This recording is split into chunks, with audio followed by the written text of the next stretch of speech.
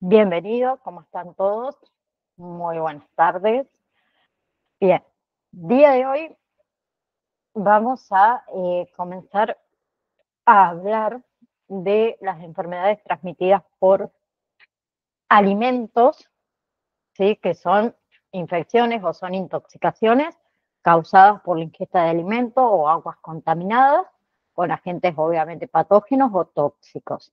Esas enfermedades pueden tener impacto obviamente significativo en la salud pública, causando desde síntomas que pueden ser leves, hasta enfermedades graves e incluso la muerte. ¿Sí? A ver, mayormente, ¿cuáles son las causas de estas enfermedades transmitidas por alimentos? Primero que nada, los agentes biológicos, ¿sí? Hablamos de bacterias, como es, por ejemplo, la salmonela, como es la Escherichia coli, como es la listeria. Hablamos de los virus, como es el norovirus, como es la hepatitis A. Y hablamos de parásitos, ¿sí? La Giardia, la toxoplasma o toxoplasmosis, que es la enfermedad. Pero también tenemos otras causas como los agentes químicos. Hablamos acá de los residuos de pesticidas, los metales pesados, como es el mercurio, como es el plomo, ni hablemos de los aditivos, de los conservantes en excesos y de las contaminantes industriales, ¿sí?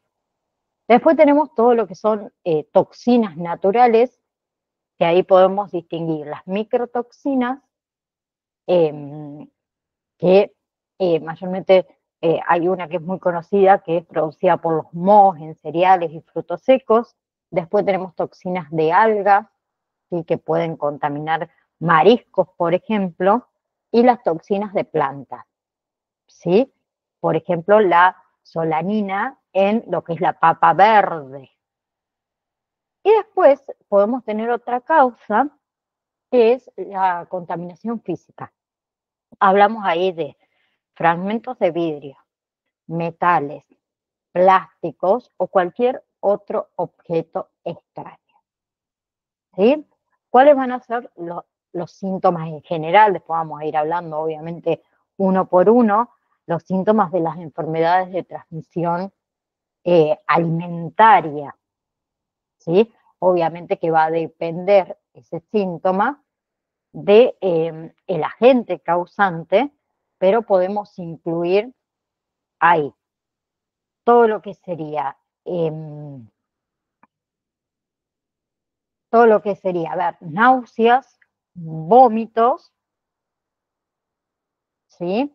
Diarrea, que algunas veces puede ser diarrea sanguinolenta, dolores abdominales, calambres, fiebre, dolor de cabeza, fatiga, debilidad, ¿sí? Deshidratación, ¿sí? Eso mayormente pasa en casos severos. Entonces, las enfermedades transmitidas por alimentos son infecciones o son intoxicaciones que se producen al consumir alimentos o al consumir aguas contaminadas con microorganismos, con toxinas o con sustancias químicas, ¿sí? Que representa en realidad un problema de salud pública importante, ¿sí? Afecta tanto a nivel individual como a nivel colectivo, ¿sí? Y las causas, acuérdense en que son las más frecuentes, los agentes biológicos, bacterias, virus y parásitos. Después tenemos agentes químicos, pesticidas, aditivos, contaminantes industriales. También tenemos toxinas naturales, microtoxinas o toxinas marinas o toxinas vegetales, y contaminantes físicos, que eran objetos extraños, pueden ser metales, vidrios, plásticos, ¿sí? Que están presentes obviamente accidentalmente en los alimentos, ¿sí? Quiero compartirles con ustedes un videito del tema de las enfermedades. Vamos a escucharlo juntos. Oficina Estatal de Epidemiología, ¿en qué le puedo servir? ¿Tuvo una fiesta el fin de semana pasado y 40 personas que asistieron están enfermos? Si bien todos hemos escuchado en las noticias acerca del retiro del mercado de gran cantidad de productos contaminados o el brote de una enfermedad transmitida por alimentos, generalmente no creemos que nos puede ocurrir a nosotros. Sin embargo, todos los años aproximadamente 48 millones de personas sufren una enfermedad transmitida por alimentos en los Estados Unidos. Esto representa aproximadamente el 16% de la población total del país que se intoxica cada año debido a algo que comieron. La enfermedad transmitida por alimentos deriva del consumo de alimentos o bebidas contaminadas. Existen diversos patógenos o microbios que causan esta afección. Por lo tanto, existen muchos tipos diferentes de enfermedades transmitidas por alimentos. La mayoría de estas enfermedades transmitidas por alimentos son infecciones ocasionadas por diversas bacterias, virus y parásitos. En otros casos, se trata de intoxicaciones ocasionadas por sustancias químicas o toxinas perjudiciales contenidas en los alimentos contaminados. Las personas siempre han contraído este tipo de enfermedades derivadas de los alimentos. Sin embargo, debido al avance en los conocimientos sobre la transmisión de patógenos y la capacidad de determinar el origen de una enfermedad, ahora es posible reconocer con mayor rapidez los brotes de enfermedades transmitidas por alimentos. Los alimentos se pueden contaminar de innumerables maneras durante el trayecto de la granja a su mesa. Sin embargo, la mayor parte de la contaminación se centra en tres áreas generales durante este trayecto. Durante el crecimiento o antes de la cosecha, durante la producción o después de la cosecha, o durante el procesamiento y la manipulación final antes de comer o vender el alimento. En algunos casos, los alimentos que se cultivan en una granja son regados con agua de lagos que pueden contener desechos animales. Estos alimentos se contaminan durante su proceso de crecimiento. En el caso de los alimentos de origen animal, la contaminación con bacterias portadoras de enfermedades se puede producir al momento de matar al animal o poco tiempo después. Es allí cuando las bacterias del tracto intestinal del animal, como la salmonela, pueden adherirse a la superficie del producto. Esta clase de bacterias, como la salmonela, frecuentemente colonizan el tracto intestinal de un animal y, a su vez, se adhieren a su piel o plumas. Cuando se mata al animal, estas bacterias pueden contaminar la superficie del ave o la carne cruda. Los alimentos tales como los fiambres y las salchichas también pueden contaminarse con microorganismos como la listeria, que puede sobrevivir en el ambiente de las fábricas. La tercera causa común de contaminación de los alimentos es el resultado de la incorrecta manipulación de los alimentos antes de servirlos o al adquirirlos. Por ejemplo, la propietaria de una empresa de servicio de banquetes saca un pollo congelado del refrigerador para prepararlo para cocinar. Lo coloca sobre la mesada para quitarle la piel antes de cocinarlo. Está ocupada y olvida limpiar la mesa. Después de cocinar el pollo, lo vuelve a colocar sobre la mesada sucia para enfriarlo y cortarlo. Lo deja allí durante 4 horas antes de volverlo a colocar en el refrigerador, permitiendo que las bacterias que causan la enfermedad se multipliquen. Al día siguiente, sirve el pollo en sus famosos emparedados de ensalada de pollo frío. Bon appétit. Es absolutamente posible prevenir las enfermedades transmitidas por alimentos. Durante el siglo pasado en los Estados Unidos, nuestros antecesores en salud pública y la industria alimenticia han reducido o eliminado exitosamente el impacto de diversos patógenos transmitidos por alimentos como la fiebre tifoidea. El impacto de estas enfermedades transmitidas por alimentos se redujo mediante un esfuerzo combinado de mejor higiene, supervisión de salud pública e investigación del brote de enfermedades, además de mejoras en el procesamiento de alimentos, tales como pasteurización, refrigeración y congelado, procedimientos de enlatado comercial y la implementación del análisis de peligros y puntos críticos de control, HACCP por sus siglas en inglés. En algunos casos, el desarrollo de las vacunas también ha contribuido a la reducción de la incidencia de enfermedades. Aunque hemos tenido adelantos, aún surgen problemas con enfermedades transmitidas por alimentos. Continuamos identificando diferencias en los patógenos que causan enfermedades y las personas que contraen dichas enfermedades. Estas diferencias reflejan cambios en la manera en que nuestra sociedad moderna produce y manipula los alimentos, los cambios en patrones alimentarios, la fuente internacional de la cantidad de alimentos que consumimos, además de los cambios en la susceptibilidad a las enfermedades de determinados segmentos de la población. Entre aquellas personas más propensas a enfermar, podemos citar a los niños pequeños y los adultos mayores, o aquellos con enfermedades que reducen su resistencia a las infecciones, tales como VIH o cáncer. En la actualidad, las principales causas de enfermedades transmitidas por alimentos en los Estados Unidos son Salmonella Clostridium perfringens, con más del 50% ocasionadas solo por el norovirus. Las principales causas de muerte por enfermedades transmitidas por alimentos son Salmonella, Toxoplasma gondii y Listeria monocytogenes. En cuanto a las tendencias de las enfermedades transmitidas por alimentos en los Estados Unidos, en los últimos años se ha observado un aumento en la incidencia de Salmonella, Campylobacter y Vibrio y una menor incidencia de Yersinia, Listeria, Escherichia coli productora de toxina Shiga O157 y Shigella. Además del impacto para la salud, un brote o una enfermedad transmitida por alimentos puede afectar gravemente las finanzas tanto en el ámbito individual como el de la industria. El impacto financiero a una persona puede incluir interrupción salarial o la pérdida de empleo, los costos de atención médica y una discapacidad física permanente. Los brotes de enfermedades transmitidas por alimentos pueden tener impactos financieros devastadores sobre la industria, incluyendo el costo de retirar del mercado los alimentos contaminados, menor demanda de consumidores del producto o la marca implicada, el costo de implementar mejoras en el proceso de seguridad de los alimentos, la posibilidad de enfrentar demandas judiciales, la imposición de multas por parte de los organismos reguladores del gobierno y los esfuerzos de marketing para mejorar las percepciones del producto de consumo o la marca después de un brote. Ante un posible brote de enfermedad transmitida por alimentos, los investigadores de salud pública asumen una posición difícil.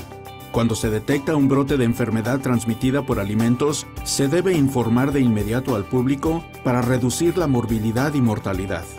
Sin embargo, los trabajadores de la salud pública deben saber que este objetivo crítico trae consecuencias y que se debe obtener evidencia empírica precisa y realizar un seguimiento previo a realizar cualquier anuncio público, ya que inevitablemente afectará de manera negativa la vida de algunos ciudadanos.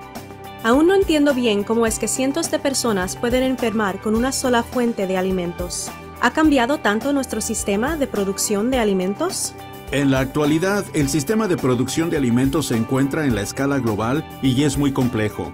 Pero volvamos hacia el pasado para comprender mejor de qué manera ha evolucionado el sistema de producción de alimentos para seres humanos y de qué manera se pueden producir grandes brotes de enfermedades transmitidas por alimentos en varios estados. La primera evidencia de producción de alimentos para seres humanos se remonta a la era neolítica alrededor del 9500 AC.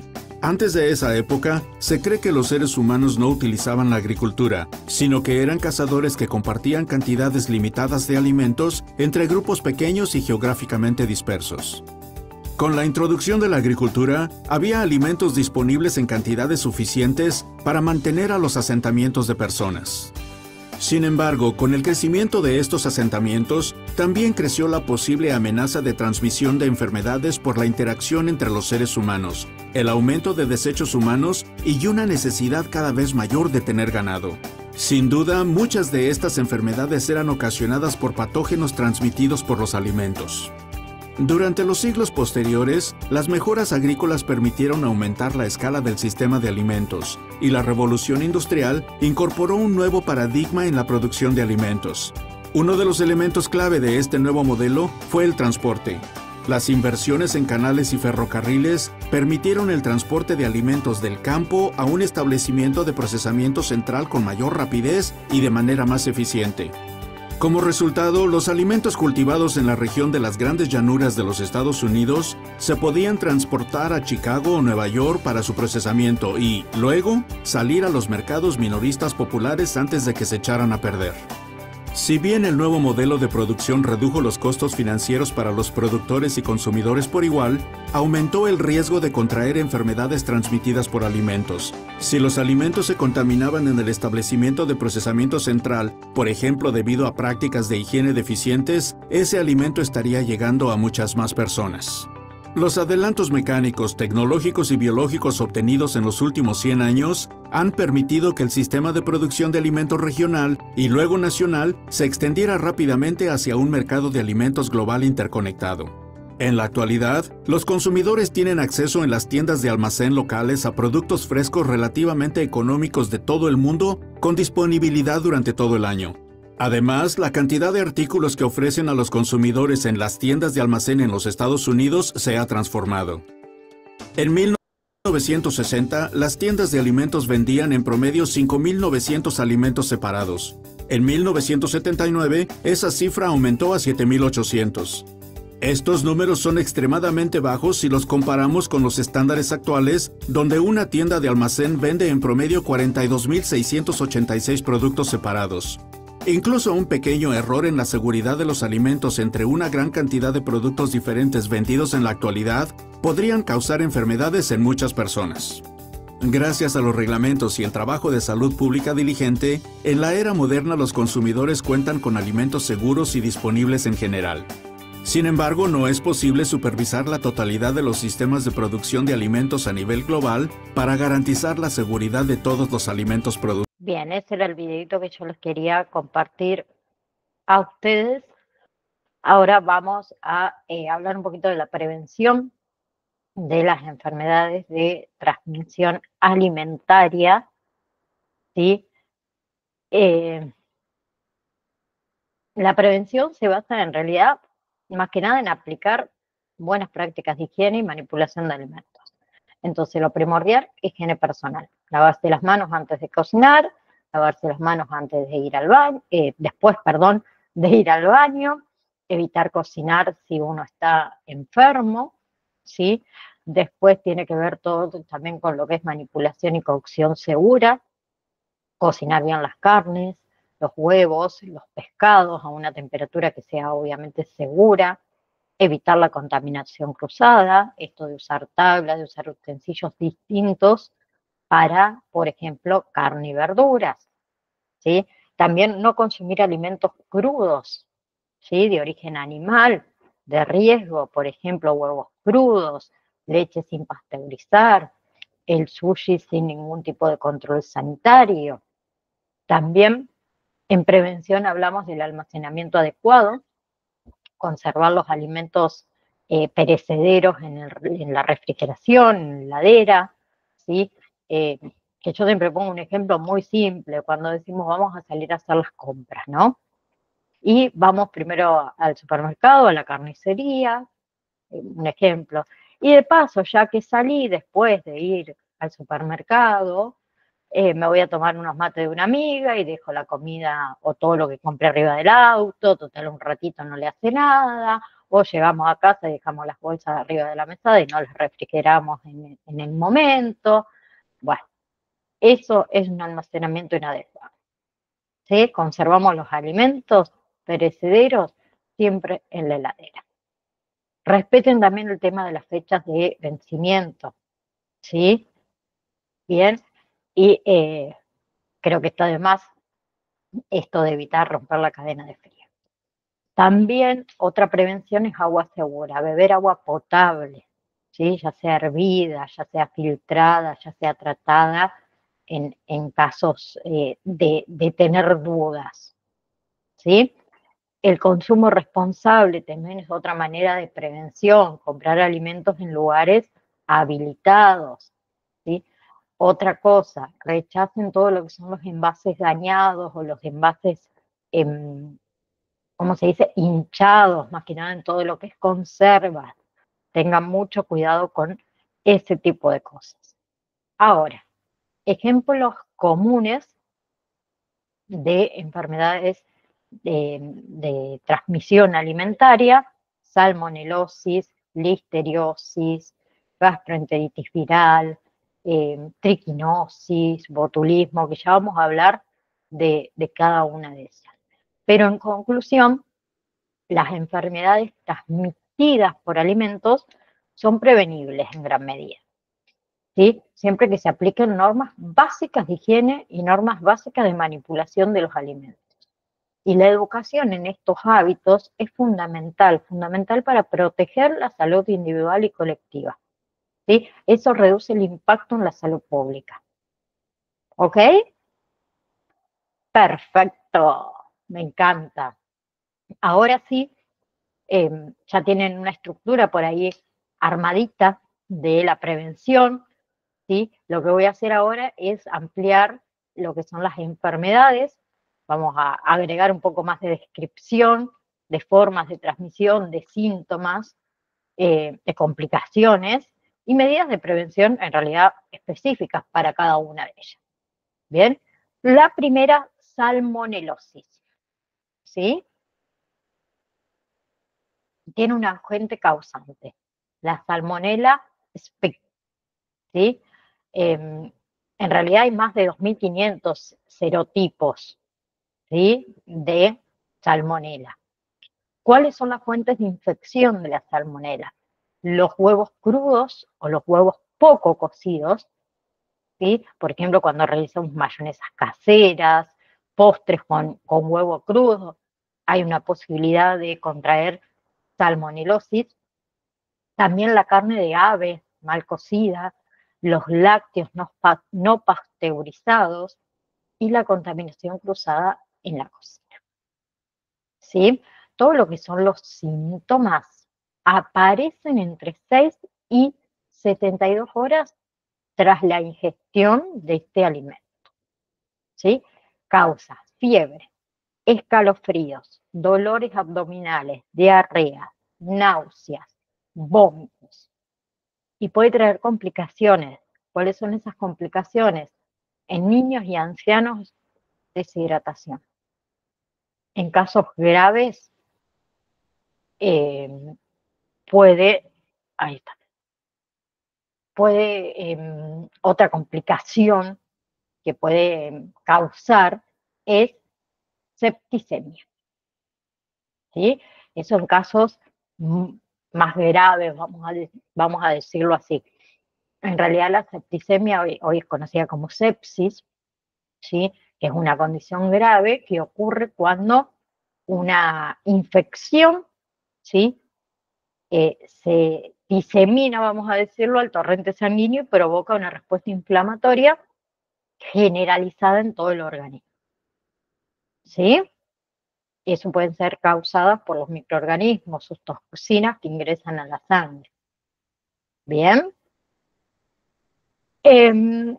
Prevención específica, vamos a decirlo así, hay que cocinar completamente los huevos, las aves, las carnes, evitar las mayonesas estas caseras con huevos crudos y no se olviden nunca de mantener el tema de la refrigeración adecuada de los alimentos.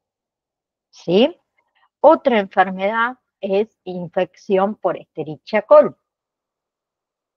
¿sí?, que es causada por la Escherichia coli, en realidad la O157H7, ¿sí?, que es productora de una toxina que es la SIGA.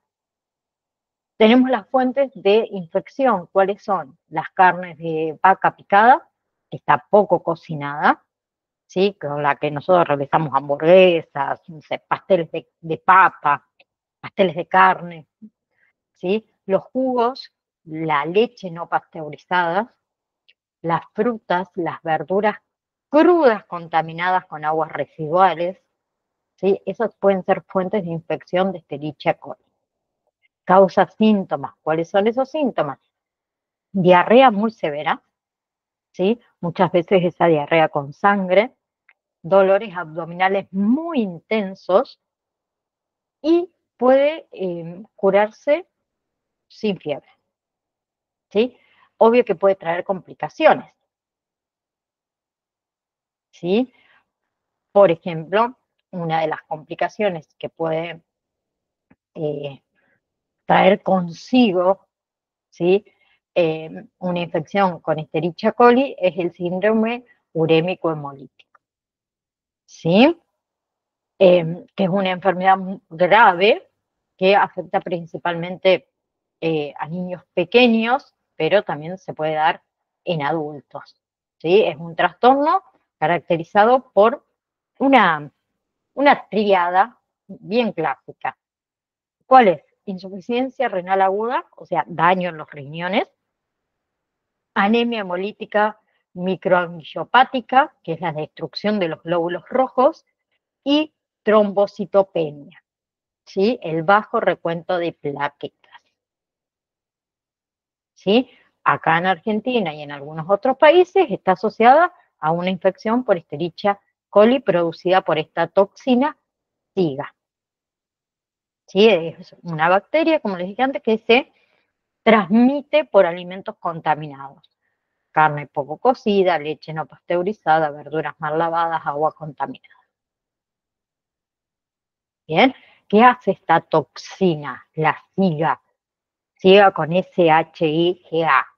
Daña el endotelio, o sea, la pared interna de los vasos sanguíneos. ¿Sí? Eso provoca que la formación de pequeños coágulos que consumen plaquetas. Los coágulos estos rojos se rompen al pasar por esos vasos, dañados, lo que provoca una anemia hemolítica. ¿Qué pasa? Los riñones sufren la mayor parte de ese daño. Por eso se produce una insuficiencia renal aguda. ¿Bien?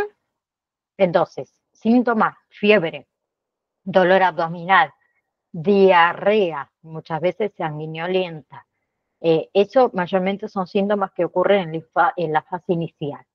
Después tenemos una palidez muy marcada, un decaimiento, una disminución de la cantidad de orina, ¿sí? Puede aparecer moretones o sangrados por la falta de plaquetas, hipertensión arterial, ¿sí? Otra de las complicaciones, además de la insuficiencia renal crónica, puede traer problemas neurológicos como son convulsiones, encefalopatía, trastornos cardíacos y demás. ¿Sí? Todo eso con respecto a esta complicación grave que es el síndrome urémico hemolítico. ¿Sí? Que es muy frecuente y peligroso más que nada en niños. Y no existe un tratamiento específico contra la toxina. Entonces, la hospitalización va a ser obligatoria, muchas veces en terapia intensiva. ¿Sí? Se va a tener que hacer hidratación controlada, transfusiones de sangre en algunos casos y plaquetas si es que es necesario. ¿Sí? Y en casos muy severos puede necesitar el tema de diálisis y el control sumamente estricto de la presión arterial. Entonces, no es joda. ¿Sí? Y hablamos de lo que sería entonces la prevención: cocinar muy bien la carne picada, evitar obviamente el consumo de leche, de jugo no pasteurizado, y laven muy bien las frutas y las verduras. La higiene de mano antes de comer y después de ir al baño. ¿Sí? Bien. Por otro lado, tenemos lo que es listeriosis, que es otra de las enfermedades, ¿sí?, de transmisión alimentaria, que es una enfermedad infecciosa causada por la bacteria Listeria monocitogenes, ahí está, monocitogenes en realidad, que en realidad se transmite principalmente a través del consumo de alimentos contaminados. ¿Sí? Alguna característica de esta bacteria es que es un bacilo gram positivo que puede crecer a bajas temperaturas, ¿sí? Incluso dentro de la heladera, ¿no? ¿Sí? ¿Cómo se puede transmitir? A través de alimentos contaminados, ¿sí? Por ejemplo, los lácteos no pasteurizados, ¿sí?, los quesos blancos, las leches, las carnes procesadas y los embutidos, los pescados ahumados, los vegetales también mal lavados, y algo importante: se puede transmitir también de madre a hijo durante el embarazo, a través de la placenta, o puede suceder en el parto. ¿Sí? Entonces hay una población que está en riesgo: embarazadas, recién nacidos, adultos mayores, y ni hablemos de las personas inmunocomprometidas. O sea, esas personas con, por ejemplo, cánceres o con HIV-Sida o las personas trasplantadas. ¿Sí? Bien, los síntomas va a depender mucho también del grupo afectado. Por ejemplo, las personas sanas que no tienen ningún tipo de enfermedad preexistente suelen ser esos síntomas leves, una fiebre, un malestar, una diarrea. En las mujeres embarazadas pueden ser ellas asintomáticas o pueden dar fiebre o síntomas como gripales leves, ¿sí? Porque el riesgo es más para el feto. Puede aparecer abortos espontáneos, partos prematuros o muerte neonatal. También en los recién nacidos, ¿cuáles son los síntomas? Sepsis y meningitis. Y en los adultos inmunocomprometidos, meningitis, encefalitis y septicemia. Bien. Ahora, con el tema de la prevención. A ver, hay que evitar los lácteos no pasteurizados, en este caso, cocinar bien los pescados, cocinar bien las carnes, lavar frutas, verduras antes de consumirla, ni hablemos de evitar el consumo de alimentos listos para comer, ¿sí? Que lleva mucho tiempo por ahí en la heladera, ¿sí? Los fiambres, por ejemplo, y las embarazadas deben seguir obviamente estrictamente las medidas higiénicas y alimentarias. ¿Sí? Bien. Luego tenemos norovirus, que quizás este lo han sentido nombrar también alguna vez, ¿sí? Que tiene un agente causal, que es el norovirus, que es muy, muy contagioso. Es un virus que causa gastroenteritis aguda. ¿Qué quiero decir? Inflamación del estómago y los intestinos. ¿Sí? Bien. Este virus, digamos que es muy resistente, sobrevive en superficies, sobrevive en agua, sobrevive en alimentos, ¿sí? Y vamos a decir que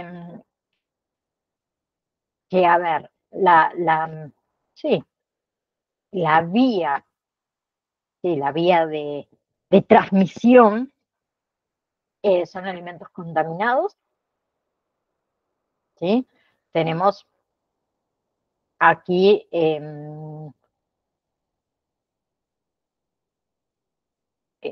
los mariscos crudos, por ejemplo, los vegetales mal lavados, ni hablemos de el consumo de agua no potable.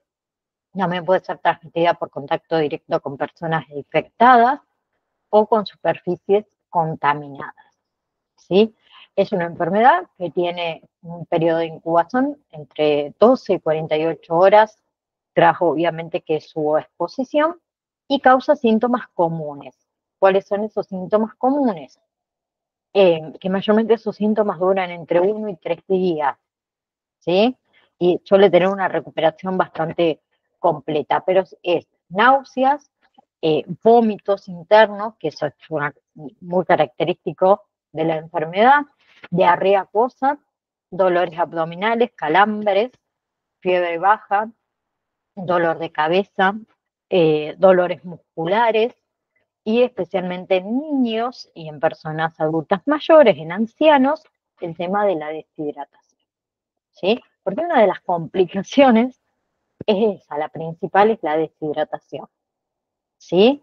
¿Cómo nos damos cuenta de la deshidratación? Se queda en la boca, poca orina, mareos, ¿bien? Y puede ser graves en niños muy pequeños, en personas mayores o en personas inmunocomprometidas. ¿Bien? Entonces, no es que existe un tratamiento antiviral, digamos, específico, ¿sí? Sí tenemos tratamiento sintomático, que se puede incluir ahí lo que es hidratación oral o hidratación intravenosa, si es que sea necesario, obviamente, y una dieta liviana, y se recomienda reposo. Para la prevención, lavado frecuente de manos con agua y jabón, ¿sí? Acuérdense de una cosa, o les voy a contar una cosa, el alcohol en gel, en este caso, no siempre es efectivo contra el norovirus, ¿sí? Higienizar bien las frutas y las verduras, cocinar bien los mariscos, desinfectar las superficies con lavandina, hipoclorito de sodio, y evitar preparar alimentos, si están enfermos ustedes, al menos 48 horas después de los síntomas. ¿Sí? Bien, en realidad esta enfermedad es la causa más frecuente de brotes de gastroenteritis en el mundo. ¿Sí? Sobre todo en las escuelas, en los hospitales, ¿sí? En las residencias por ahí de adultos mayores, ¿no?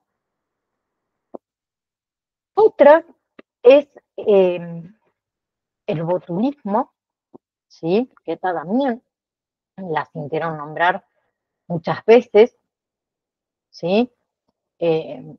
Donde la fuente causal es una toxina botulínica, que es una enfermedad neurológica grave, es poco frecuente, ¿sí? Causada por la toxina botulínica. ¿Bien? Es considerada, digamos, una de las toxinas más potentes conocidas. ¿Sí? Es un bacilo gram positivo, anaerobio, que vive, digamos, sin oxígeno. ¿Sí? Forma en realidad esporas muy resistentes, ¿sí? Que sobreviven en alimentos mal conservados. ¿Bien? Vive en condiciones que pueden ser favorables para que se genere esta bacteria, perdón, ambientes sin oxígeno, ambiente de pH bajo, temperaturas adecuadas, que producen esta toxina botulínica. ¿Sí? Hay diferentes, en realidad, tipos de botulismo. Tenemos botulismo alimentario, que es en el que nos basamos nosotros aquí, ¿sí? Por ingerir alimentos contaminados con la toxina, por ejemplo, todo lo que son conservas caseras, embutidos, ¿sí? O los pescados mal conservados. También está el botulismo infantil, que ocurre cuando las esporas, ¿sí? Germinan en lo que es el intestino del bebé, que sucede en menores de 1 año. Bien, que el consumo muy típico es el consumo de miel contaminada. Después está el botulismo de heridas, que es la bacteria infectada, o infecta, mejor dicho, una herida, y ahí produce la toxina. Y hay otro que es muy raro, ¿sí? Que está asociado en realidad con el uso indebido de toxina botulínica en tratamientos estéticos o tratamientos médicos, que es el botulismo iatrogénico. ¿Sí? Bien. A ver, ¿esta toxina qué hace? Bloquea la liberación de acetilcolina en la unión neuromuscular. ¿Eso que produce? Parálisis flácida progresiva. O sea, los músculos nuestros no responden. ¿Sí? Los síntomas aparecen entre las 12 y las 36 horas tras la exposición. Tenemos síntomas neurológicos tempranos, que sería visión borrosa, ¿sí? O visión doble, dificultad para hablar, ¿sí? Dificultad para tragar, que es disfagia, perdón, y dificultad para hablar, que es disatria. Después tenemos todo lo que es síntomas neurológicos progresivos, que ahí vamos a tener la debilidad muscular descendente, o sea que comienza en la cara y cuello, y luego brazos, troncos, piernas. ¿Sí? Y tenemos parálisis respiratoria, que puede ser mortal si no se trata, obviamente. Bien, en lactantes tenemos otros síntomas que pueden aparecer, que es el tema de constipación, ¿sí? Ay, que toque. Bien.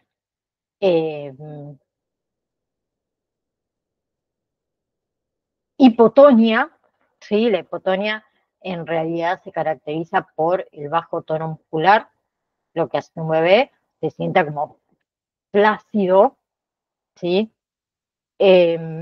Después también puede causar el llanto débil, ¿sí? Y la dificultad para alimentarse. Bien. Si hablamos de tratamiento, ¿sí? Tenemos todo lo que es antitoxinas botulínicas, ¿sí? Que eso se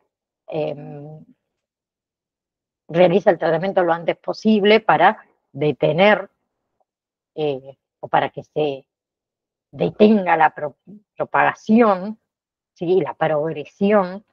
También el soporte ventilatorio, la ventilación mecánica obviamente si es que es necesario. En heridas se necesita la limpieza quirúrgica y antibióticos como es la penicilina. Y en los bebés, inmunoglobina botulínica específica.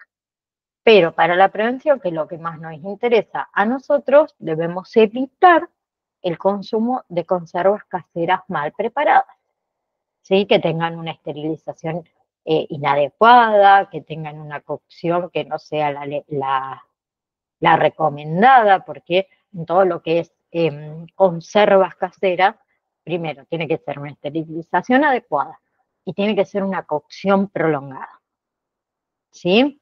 Hay que hervir las conservas caseras durante 10 minutos antes de consumirlas, ¿sí? Otra cosa para la prevención, no le den miel a los menores de 1 año, ¿sí? Y mantengan, obviamente, siempre la higiene adecuada en preparaciones y almacenamiento, obviamente, de todos los productos o todos los alimentos. A ver, el botulismo es una urgencia médica, ¿sí?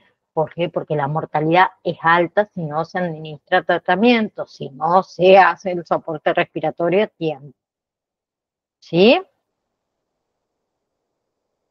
Bien. También otra cosa para la prevención, desechen todos los envases hinchados o mal sellados, ¿sí? Otra enfermedad que todos las conocemos, la triquinosis, ¿sí? La triquinosis es producida por un parásito, ¿sí? Triquinosis o triquinelosis, que es una enfermedad parasitaria, ¿sí? Producida por un nematodo, ¿sí? Que en realidad se transmite principalmente al consumir carne de cerdo o animales silvestres, como es el jabalí, como es el puma, ¿sí? Que están mal cocidos, ¿bien? Que contienen larvas de este parásito, ¿sí? Las larvas en las carnes infectadas llegan al estómago, ¿sí? Ahí, ¿qué pasa? Se liberan, maduran en el intestino delgado, se convierten en gusanos adultos, vamos a decirlo así. Y las hembras, ¿qué hacen? Liberan nuevas larvas que van a viajar por la sangre y se van a alojar en los músculos esperados, ¿sí? Entonces, los síntomas van a depender, obviamente, que de la fase en la que se encuentra este paciente infectado. Tenemos la fase intestinal, que es como si fuese la fase inicial, ¿sí? Que aparecen los síntomas entre 1 y 2 días posteriores a la ingesta, ¿sí? Que aparece todo lo que es náuseas, vómitos, diarrea, dolor abdominal.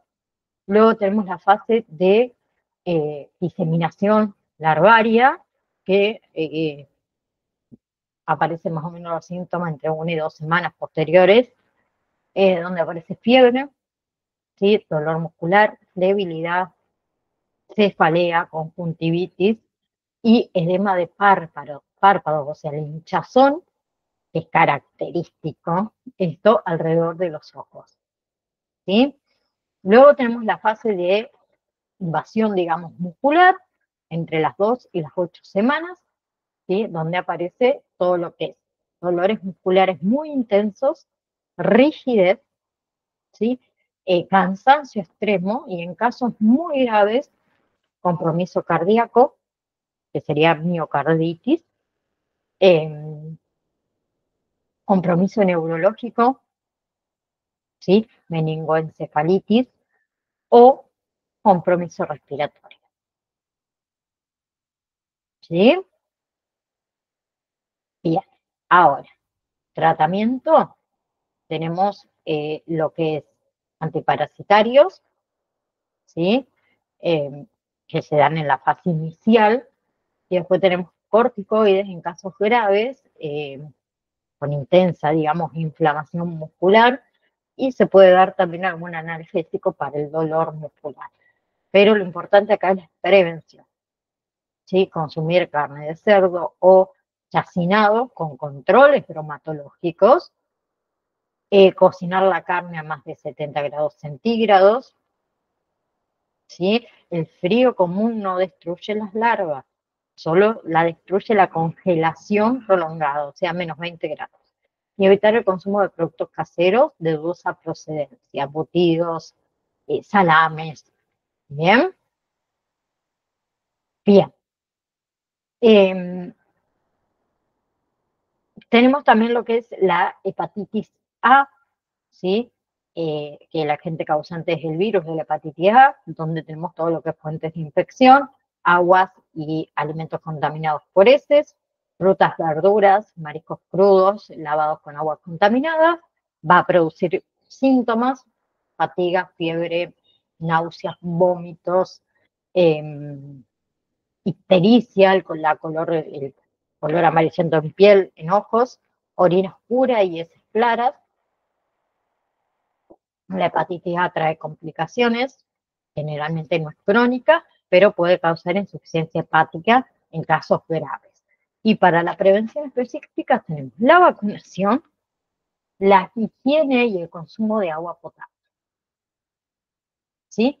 Entonces, las enfermedades de transmisión alimentaria comprenden un amplio grupo de enfermedades que va desde cuadros leves y cuadros autolimitados como vómitos, diarrea, ¿sí? Por el norovirus, por ejemplo, hasta enfermedades graves y potencialmente mortales como es el botulismo, como es el síndrome urémico hemolítico, ¿sí?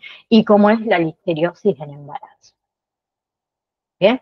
Y la supervisión o la prevención, no la supervisión, la prevención depende del higiene, depende del control de la cadena de frío, ¿sí? Depende de la cocción adecuada y de la educación alimentaria, ¿sí? Entonces, la clase que viene vamos a seguir obviamente con lo que es el módulo número 3, ¿sí? Vamos a hablar de contaminación de alimentos y fuentes de contaminación, ¿sí? Así que les voy a agradecer si miran la clase, obviamente grabada, y ojalá la clase próxima haya algún compañero para hacerme compañía más que nada, así que les agradezco a cada uno de ustedes, tengan un lindo fin de semana y nos vamos a estar viendo la próxima clase. Chao, chao.